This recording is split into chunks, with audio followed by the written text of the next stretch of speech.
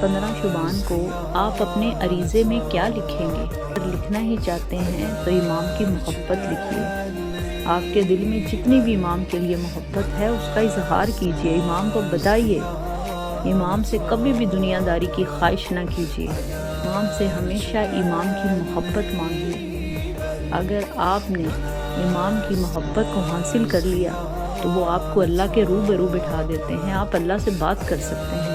اگر امام کی محبت آپ حاصل کر لیتے ہیں تو پھر آپ اللہ کی بھی محبت حاصل کر سکیں گے۔ چاہے امام سے جب بھی دعا مانگیں، دنیا داری نہ مانگیں کبھی بھی۔ جو بھی آپ عریضہ لکھیں مختصر لکھیں اور امام سے التجا کریں کہ اے ہمارے پیارے امام، اے میرے وقت کے امام، اے امام آخر الزماں، ہم آپ کی محبت چاہتے ہیں، ہم آپ سے ملنا چاہتے ہیں، ہم آپ سے بات کرنا چاہتے ہیں، ہم آپ کو دیکھنا چاہتے ہیں، ہمیں اپنی تحویل میں لے لیجئے اور ہمیں تراش کے اللہ پاک کی بارگاہ میں پیش کروا دیجئے۔